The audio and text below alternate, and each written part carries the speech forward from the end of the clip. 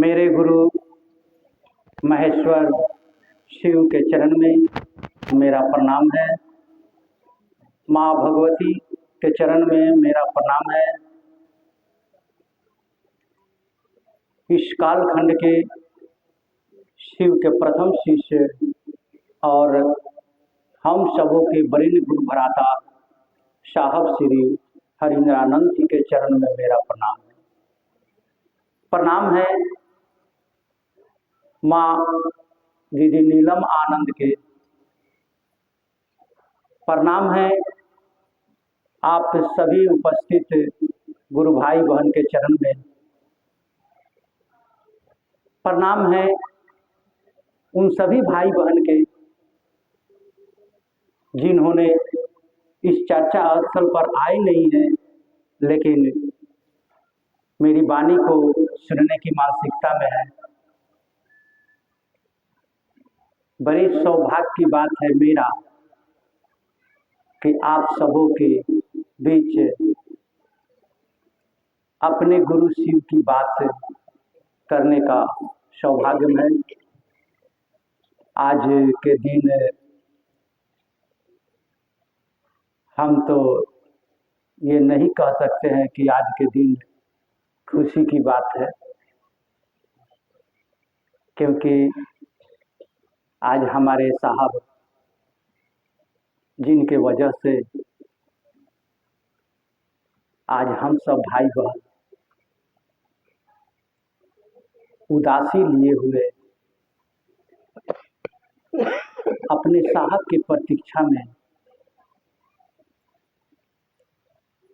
अपनी आंखों को अपने साहब के तस्वीर पर गड़ाए हुए कि मेरे साहब कहाँ चले गए। प्यार ऐसा दिया तूने, प्यार ऐसा दिया तूने, भुलाया जा नहीं सकता, तेरे एहसान का बदला चुकाया जा नहीं सकता, तेरे एहसान का बदला चुकाया जा नहीं सकता।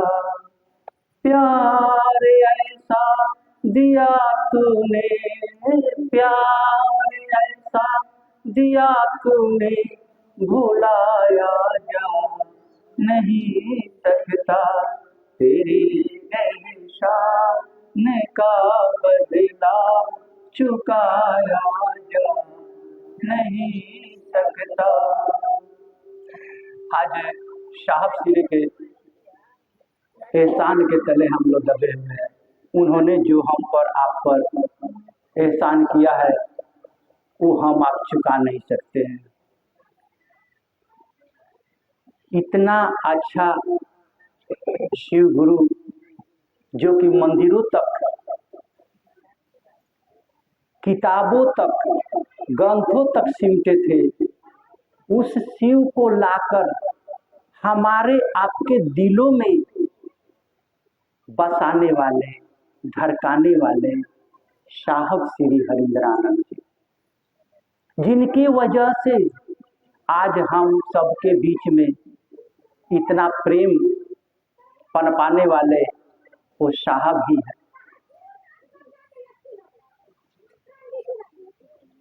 कहा जाता है, एक आदमी पूछा कि साहब खड़े हैं और महादेव खड़े हैं तो पहले किसको प्रणाम करना चाहिए।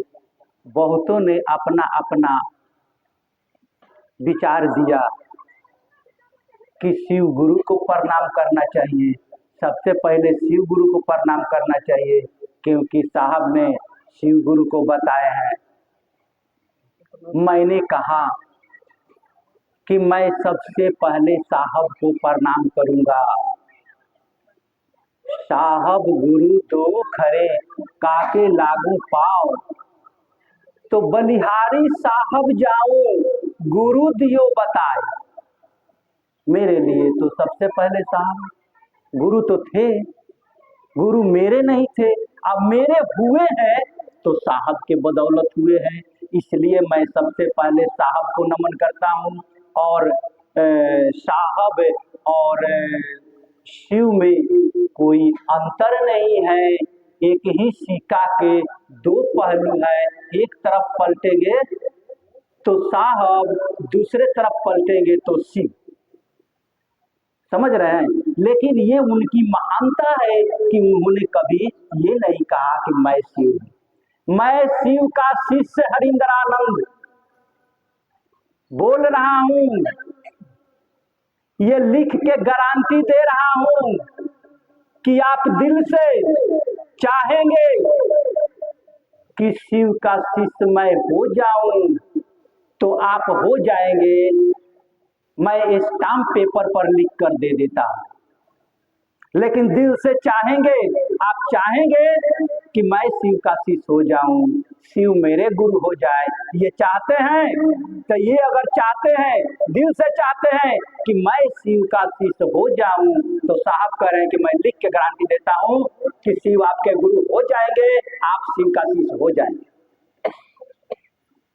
लेकिन दिल से। अब साहब की ही बातें हो रही है, साहब के ही सानिध्य में हम लोग बैठे हुए हैं, शिव के ही सानिध्य में बैठे हुए हैं। बड़ी खुशी की बात है कि सभी लोग, ये तो महादेव गुरु की दया है कि सभी लोग अपने गुरु की बात सुनने के लिए बड़ी एकाग्रचित, बड़ी मन से बैठे हुए हैं। नहीं, ये साहब की दया है, महादेव गुरु की असीम दया है कि सभी लोग बड़ी शांत चित्त से सुन रहे हैं। साहब के ही बात सुने हम, क्योंकि साहब कहे हैं, मैं हूँ सजनी मील का पत्थर, मैं हूँ सजनी। साहब कह रहे हैं कि मैं हूँ सजनी मील का पत्थर, मुझको पधारो, मुझ में देवत्व मत उतारो। अंक पढ़ो, पधारो, मुझ में देवत्व मत उतारो। बात तो जो कह रहे हैं कि बीच बीच में अभी परमेश्वर भैया जानते हैं, जो मंच संचालक कर रहे हैं, जो बैठे हुए हैं बगाई से है, इनको अच्छी तरह से पता है कि अभी ये शिव गुरु चर्चा के यार में क्या क्या हो रहा है। हमारे आपके बीच में ही बरगलाने वाले बहुत लोग हैं, घूम रहे हैं, जो अपने आप को शिव शिष्य कह रहे हैं, लेकिन सही दिशा में ले जाने के बजाय हमको आपको उल्टा राह बता रहे हैं। क्यों राह बता रहे हैं? कि अपने आप को प्रतिष्ठित करना चाहते हैं, इसलिए साहब के तरफ से मुड़ रहे हैं। नहीं जाना है रांची, अभी आप लोग के बीच में आज नहीं तो कल कभी ये बात मिल भी जाएगी, वैसे लोग मिल भी जाएंगे कि रांची नहीं जाना है। रांची साहब ने कह दिया है, साहब ने कह दिया है, ये बात सही है कि साहब ने कहा कि अब रांची से आप लोग विदा ले रहे हैं, अब रांची नहीं आना है, अब आप संगोष्ठी आप करेंगे, महादेव गुरु का काम आप लोग करेंगे, महोत्सव आप करेंगे। लेकिन ये भी बात जान लीजिए कि वही ये भी बात कर रहे हैं कि मैं हूँ सजनी मील का पत्थर, बीच बीच में मुझको देख लिया करो। यानी कहने का मतलब है कि मुझको देख लिया करो नहीं, मैं जो कहता हूँ मेरी बातों को सुन लिया करो। समझ गए ना? मेरी बातों को सुन लिया करो, समझ लिया करो, उस पर चलने का प्रयास करो, ठीक है? तो बीच बीच में जाना चाहिए। आपका आप ही कहते हैं कि मेरा मायका बना रहे। ससुराल जब जाते हैं, लड़की जब ससुराल जाती है तो माई बाबू कहता है कि अब ससुराले तो हर सब कुछ बा, ठीक बा, यहाँ मत भुला जाइयो, लेकिन ससुराल के देखी हो। लेकिन बेटी कहती है कि मेरा मायका बना रहे, मेरा मायका छूटना नहीं चाहिए, नहीं छूटता है। हमारे कहने का मतलब है कि साहब ने कह दिया, ठीक है, कि मत आइए यहाँ पे। उन्होंने कहा मेरा क्या फर्ज है, मेरा क्या बनता है? क्या साहब जहाँ रहते थे, साहब के लोग जहाँ रहते हैं, साहब के बाल बच्चे रहते हैं, साहब के जो सानिध्य में इतने लोग जो काम करते हैं वहाँ रहते हैं, जो साहब ने बनाया उस जगह को उपवन, उपवन उसको नाम से जाना जाता है साहब दीदी का नहीं, उससे बड़ा धर्म तीर्थ स्थल कौन सा है? बहुत बड़ा तीर्थ स्थल है, नहीं जाना चाहिए। हम लोग गए हैं, हम लोग गए हैं। अच्छा, जो गया है वही बता सकता है वहाँ की स्थिति। जाने के बाद आप जाते हैं बाबा धाम, आप बाबा धाम से आते हैं तो अगल बगल बड़ी बेखान करते हैं कि बाबा धाम गए थे, बाबा विश्वनाथ धाम गए थे, अमरनाथ धाम गए थे, जबकि वहाँ बाबा से मुलाकात नहीं हुआ, मंदिर है, लेकिन आकर कहे कि बहुत बढ़िया लगा, बहुत बढ़िया संतुष्टि मिली। उसी प्रकार से साहब श्री का उपवन जाकर के एक बार देखे और तब आप कहेंगे कि हाँ, पहली बार मैं गया जब साहब शरीर में थे, मैंने और गुरु भाई बहन के साथ में मैं गया। जब अभी पहले कटहल मोड़ रहते थे रांची में, जब गए तो देखे कि अभी बहुत दूर 1 किलोमीटर इधरे है, माने ऐसा एहसास होने लगा कि वहाँ के पत्थर पहाड़ सब बोलने लगा शिव गुरु शिव गुरु शिव गुरु। हम तो आश्चर्य में पड़ गए कि अरे ये क्या हुआ। भैया परमेश्वर जी, मैं पहली बार गया तो मैं अपनी अनुभूति बताता हूँ, लगा सब बोलने की, जिधर देख रहे हैं उधर शिव गुरु शिव गुरु शिव गुरु, कहने की कहाँ कहाँ आ गए। तो इस प्रकार की बात है, जाना चाहिए। उससे बड़ा तीर्थ स्थल कोई नहीं है। जिसकी बार बार आप बात कर रहे हैं,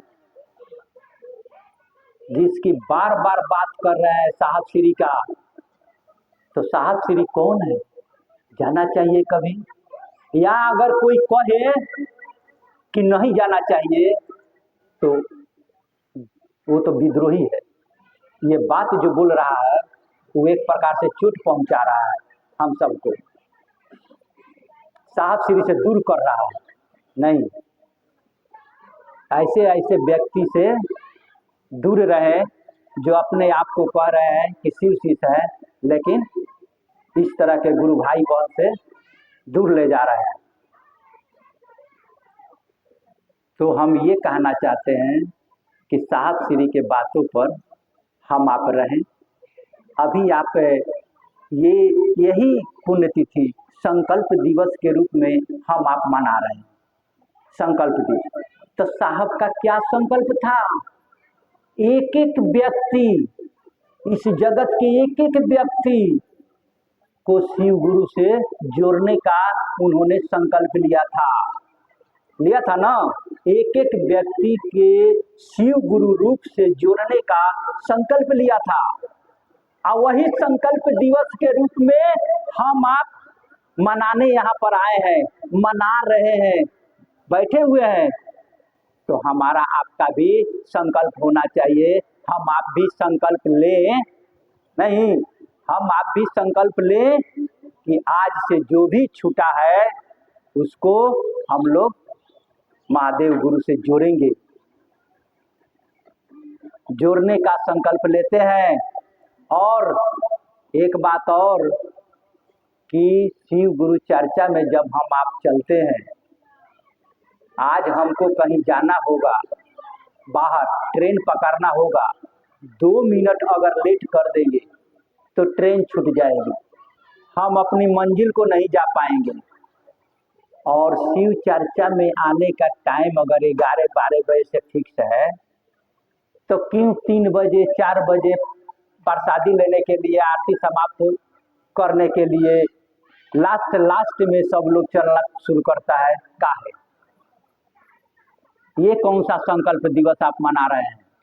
ये संकल्प दिवस के रूप में मनाइए ऐसा कि एकदम टाइमली शिव गुरु चर्चा स्थल पर पहुंचने का प्रयास करें। क्या भैया? सब कोई टाइमली आएगा, गुरु वंदना मिले। स्कूल में जाते हैं, कुछ बच्चा से पूछेंगे कि बउआ तारा स्कूल के वंदना का होला, तो कह रहा है कि नहीं है पता। अब बात तोरी के कौन सा स्कूल जाता है रे कि तुम्हारे स्कूल में कौन सा प्रार्थना होता है अभी तक तुमको पता ही नहीं है। इसलिए हमारा आपका काम है, 10 बरस 15 बरस से चल रहे हैं, तो सामने वाला गुरु भाई बहन को आगे करें। ठीक है, सामने वाले को आगे करें कि मेरे बाद अब तुम काम करेगा। ठीक है, जब हम नए नए थे, हम थे, आप थे, शुरू में शिव को गुरु माना, बड़ी मार्केबल बात, ध्यान दीजिएगा, जिसके लिए ये सारा चीज प्रक्रिया है। जब नए नए में हम लोग शिव को गुरु माना, तो हम ही आप कहते थे बड़ा गुरु में दया बा, बड़ा गुरु की दया मिलता है। तो उस समय जानते हैं, उस समय हम शिष्यता में नादान थे, छोटे थे, अभी शुरुआत किए थे बच्चे की तरह। उस समय गुरु का दिल धड़कता था मेरे लिए। जैसे हमने शिव को गुरु मान लिया, जैसे आप नहीं माने हैं आज, आप शिव का गुरु मान लीजिएगा कि हे शिव आप मेरे गुरु हैं, आपके लिए उस गुरु का दिल धड़कना शुरू कर देगा इसी क्षण। आप मेरे गुरु हैं, मैं आपका शिष्य हूँ, मुझ शिष्य पर दया कर दीजिए। हे शिव आप मेरे गुरु हैं, मैं आपका शिष्य हूँ, मुझ शिष्य पर दया कर दीजिए। हे शिव आप मेरे गुरु हैं, मैं आपका शिष्य हूँ, मुझ शिष्य पर दया कर दीजिए। नमः शिवाय, नमः शिवाय। ठीक है, अब इसके बाद में एक भजन होगी। अब भजन के बाद आप सब बैठे रहेंगे और